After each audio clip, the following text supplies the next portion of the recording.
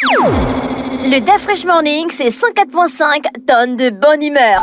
Tous les matins sur Urban FM, la meilleure radio de la capitale. Vous êtes sur Urban FM 104.5, la station urbaine avec René Ruth dans le DAF Fresh Morning, le réveil matinal le plus haute de la capitale sur la radio. La plus haute de la capitale, on va retrouver Elvis pour le sport. Bonjour Elvis. Bonjour René Ruth, bonjour Fallon, bonjour Monsley, bonjour tous les auditeurs qui sont connectés sur les 104.5 Urban FM. Le sport, on commence par quoi Alors exactement? le sport, ce matin, on commence par l'élection du Comité national olympique gabonais qui s'est passée ce 2 mai 2026 du côté de son siège à Kanda. Ils étaient 3 candidats, à savoir on avait M. Marcel Mbele Loussou, ancien président de la Fédération gabonaise de volley. On avait M. Cresson Pambo, président sortant du Comité olympique gabonais. Et on avait le général Pambou Bembo, président de la Fédération gabonaise de handball. Alors ça a été déroulé des maîtres par le président de la Fédération gabonaise de basketball, il faut le souligner, Willy Konra Asoko, qui a pratiquement géré cette élection-là parce qu'il fallait organiser cette élection qui avait été reportée. Elle devait se passer le 25 avril dernier. Il fallait que le Comité national olympique puisse être à jour et il y a eu un fichier unique qui a été établi par le ministère de l'Intérieur en même temps par le ministère de la Jeunesse et des Sports pour que ça puisse se faire de façon à ce que le CO international ne se retrouve pas à dire qu'il y a eu ingérence. Et c'est ce qui a été fait. Et ensuite, la date du 2 mai 2026 a été désignée pour cette élection. Et arrivé à cette élection, et pour ceux qui ont effectué le déplacement, ça s'est très bien passé. Alors, comment ça se passe pour ceux qui n'ont pas pu assister? Il faut savoir que le Comité national olympique gabonais regroupe 16 fédérations. Donc, on a 16 fédérations olympiques sur les 22 fédérations gabonaises qui sont affiliées au Comité olympique. Et pour le déroulement du vote, on a évidemment ces 16 fédérations qui votent et les 2 représentants des athlètes. Maintenant, parmi les représentants des athlètes, nous avons le représentant des athlètes hommes et les représentants des athlètes femmes. Donc, ce qui fait un collège de 18 votants.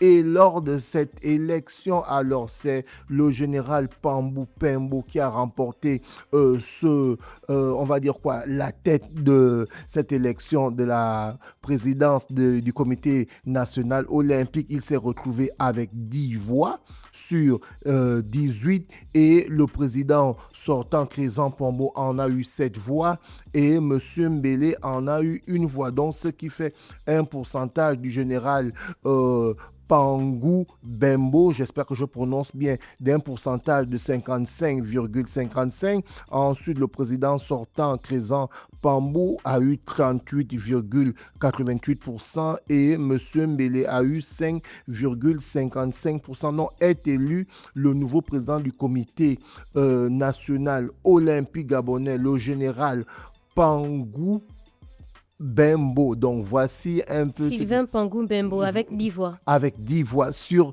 18. Donc c'est lui le nouveau président du Comité national olympique. Et il faut le souligner, il est aussi président de la Fédération gabonaise de handball. Alors on ne sait pas, il a été élu l'année dernière. On ne sait pas s'il y aura une nouvelle élection du côté de la Fédération gabonaise de handball ou parmi leurs textes, il y a des textes qui disent qu'en cas où le président actuel passe, par exemple, président du comité olympique, il est remplacé par son secrétaire général ou son vice-président, je ne sais pas, mais il y aura une communication d'ici là où nous aurons des infos concernant cette compétition. Alors, René Ruth, on ne peut pas rentrer dans le football sans parler de cet hommage qui s'est passé du côté de la Côte d'Ivoire, il faut le souligner. Alors, on a le défenseur Bouapanga qui faisait partie de mes défenseurs préférés. Il faut le souligner, lorsque le gars évoluait du côté du football canon 105, j'aimais vraiment le voir jouer. Et c'est quelqu'un qui est d'origine ivoirienne, mais qui a défendu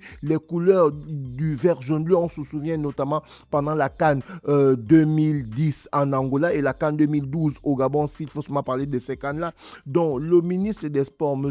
Paul Ulrich Kessani, avec une délégation gabonaise qui était du côté de la Côte d'Ivoire. Pour ce que vous savez, derrière, ils ont profité à rendre hommage à leur ancien coéquipier Brou Apanga, décédé le 26 avril 2017 à Libreville lors d'une séance d'entraînement. Donc c'était bel hommage qui s'est très bien passé. On a pu souligner certains internationaux, Mosley, il faut le dire. On avait Étienne Bito qui était de la partie, on avait Georges Ambourouet, on avait Rodrigue Moudunga, il y avait Bruno Banangoy Zita, Daniel Cousin était de la partie, Eric Moulungi, Alain Djussikadier, Daniel Cousin.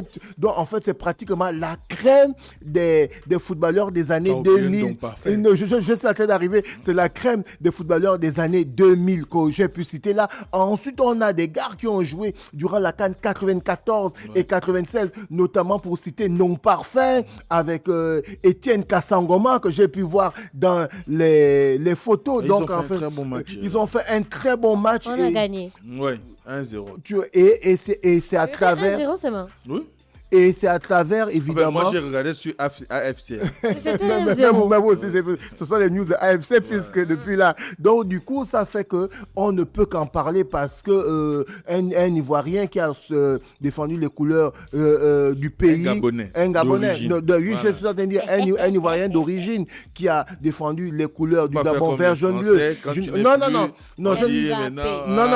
Un Camerounais, bien sûr. un Béninois. Non, je ne fais pas comme les Français. Français, quand on est encore en activité. Ce que je suis en train de dire, c'est que le geste est vraiment saluable du côté de cette inspiration ou on va dire quoi de cette décision du ministre et toute la délégation. Parce qu'on connaît tous Brou Apanga, comme il a défendu les couleurs du Gabon. Donc, aller dans son pays d'origine, rencontrer sa famille, sa mère et faire cet hommage-là, vous comprenez un peu quelle a été la fierté. Tu as vu, les auditeurs disent 2-1 le score pour le Gabon. 2-1. Vous vous êtes arrêté quand c'était encore si c'est 1-0. Ah, c'est sûr.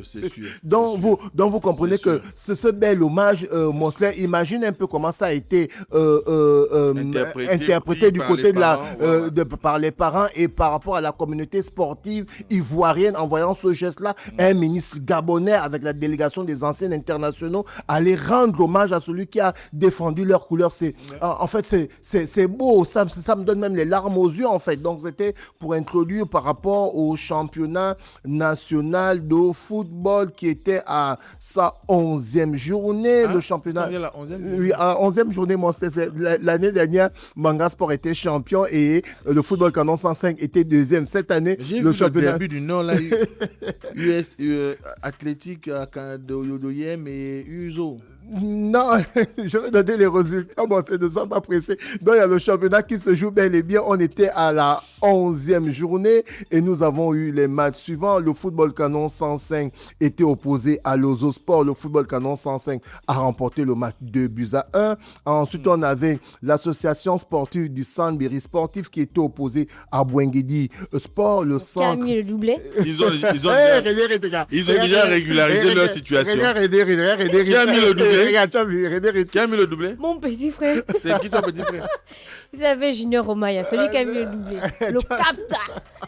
Tu as vu le club de son village en fait. Des parents, des non, c'est le club de son village. Le club est situé à Montagne-Sainte. Dans le c'est un club de Montagne-Sainte? Bien sûr. Non, bien le sûr. siège est à le siège à Montagne-Sainte. Le club est à la Bafale. Mais bien sûr. Oui. Mais c'est un club de Libreville dont le siège est à Montagne-Sainte, dans le village de Rédérud. Donc tu comprends pourquoi elle se retrouve actuellement. C'est pas le club de Montagne-Sainte. Non, mais le siège, je ne sais pas où il est parti chercher le ça. siège à Montagne-Sainte et le club quand on parle de siège, comment on met pas le siège n'importe où.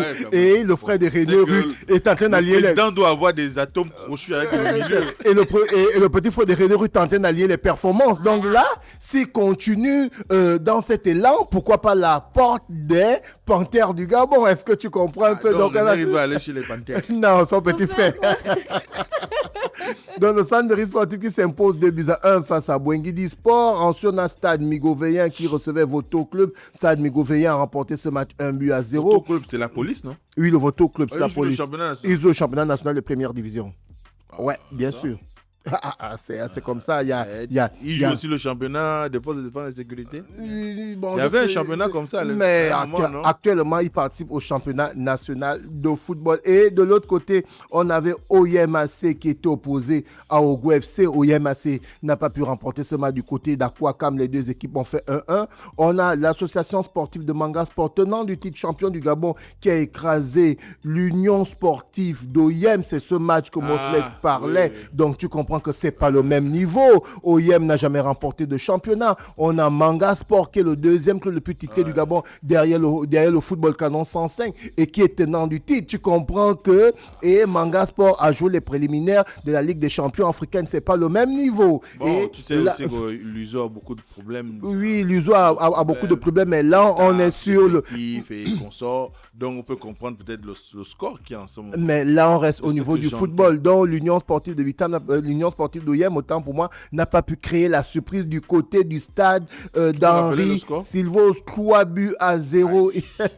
Et de l'autre côté, l'Ambaréné Athletic Club a créé la surprise en allant battre l'Union sportive de Bitam 2-0 du côté du stade Gaston Péril, dont les deux grands clubs du Wellington, à savoir l'Union sportive de Bitam et l'Union sportive d'OYM, n'ont pas pu remporter leurs différents matchs. Ils ont perdu, à savoir 3-0 et 2-0. Et pour la dernière rencontre, on a Asdikaki qui recevait l'association sportive de Stade Mandji, et c'est l'association sportive de Stade Mandji qui a créé encore la surprise en allant battre Asdikaki à domicile 2-0. Donc voici les résultats de la 11e journée du championnat national de première division. Et on va faire un clin d'œil du côté de l'équipe nationale du Gabon qui avait eu 2 matchs amicaux, à savoir face à l'Ouzbékistan et Trinidad et Tobago. Et derrière, il y avait des 3 noms qui avaient été choisis par la FEGAFOOT, où il fallait choisir un sélectionneur national, et au niveau du ministère, il n'avait pas pu avoir une décision collégiale pour prendre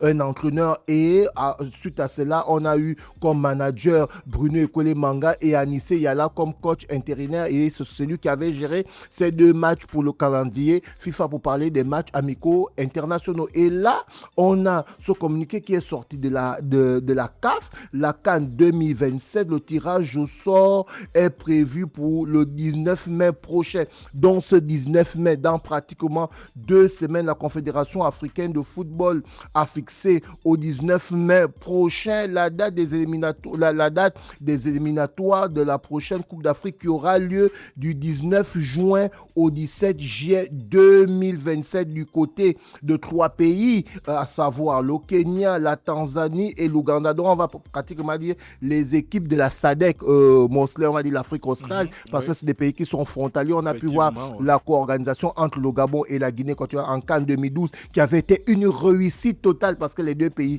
sont frontaliers. Donc là, on a le Kenya, la Tanzanie et l'Ouganda qui vont organiser cette Coupe d'Afrique 2017. Et là, on 2027. De 2027. Et là, on a le calendrier des éliminatoires qui est déjà sorti. Il faut savoir que la CAF, 2 ans ou 3 ans avant, il y a un calendrier qui est sorti. Et dans ce calendrier, vous avez les dates des éliminatoires, vous avez les dates où il y aura la compétition. Donc, tout est déjà planifié. Donc, pour le calendrier de la Confédération africaine de football qui a fixé au 19 mai prochain la date des éliminatoires de la Coupe d'Afrique qui aura lieu du 19 juin au 17 juillet 2027 du côté du Kenya, de la Tanzanie et de l'Ouganda. Voici le programme des éliminatoires.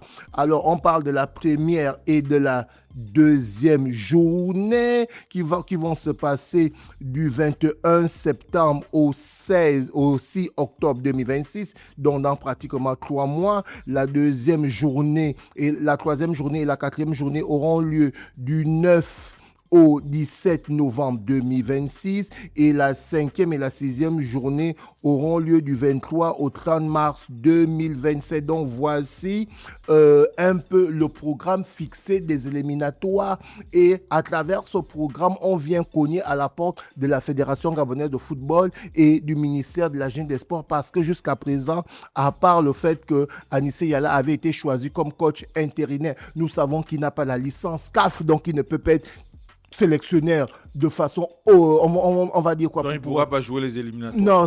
Non. Il peut être adjoint, mais il ne peut pas être number one parce qu'il n'a pas la licence à CAF. C'est vrai que tout dernièrement, il y a eu un stage qui s'est passé. Là, il y aura le tirage au sort le 19. Les matchs vont commencer quand? Les matchs, comme je venais de le dire, les matchs vont commencer la première et la deuxième journée aura lieu du 21 septembre au 6 octobre. Okay. Donc, tu comprends qu'on va dire qu'on a encore un trimestre pour pouvoir essayer de voir comment il faut rentrer encore dans les pourparlers. Tu penses qu'on peut faire revenir Daniel Cousin?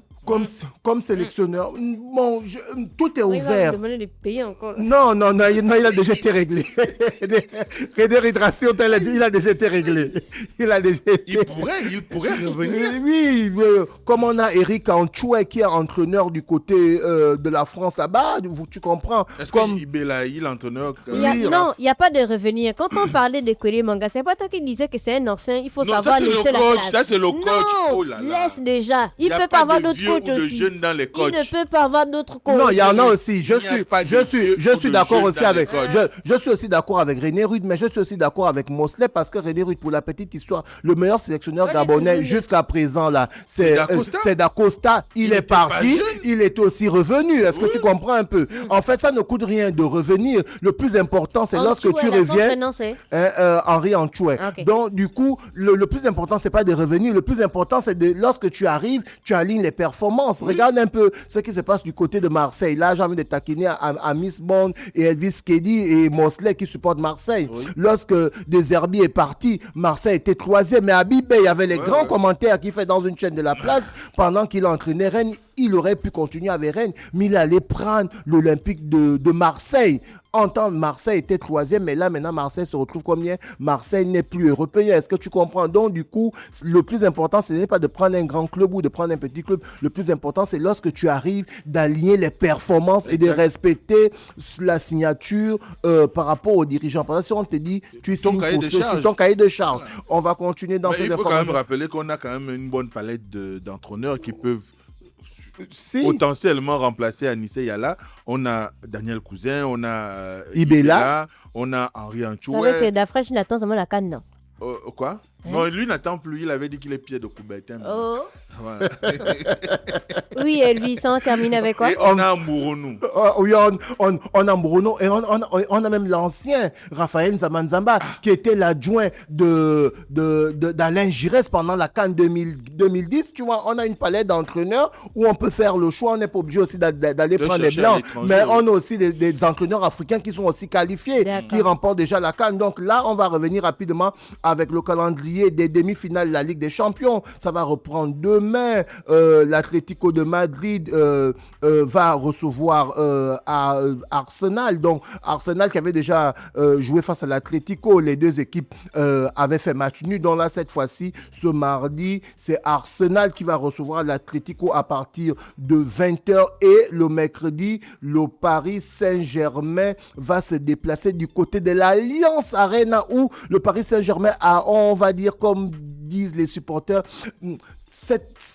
ce petit avance d'un but d'écart, mais qui ne compte plus rien en fait. À l'époque, comme toi le supporter. Comme moi le supporter, à l'époque, René Rude, lorsque tu remportais le match chez toi 5 buts à 4 comme le Paris Saint-Germain avait fait, et que derrière le match retour, tu perdais 1-0, et ben tu passais automatiquement parce que les autres ont marqué les buts à l'extérieur. Sauf que l'UEFA a dit c'est terminé ça.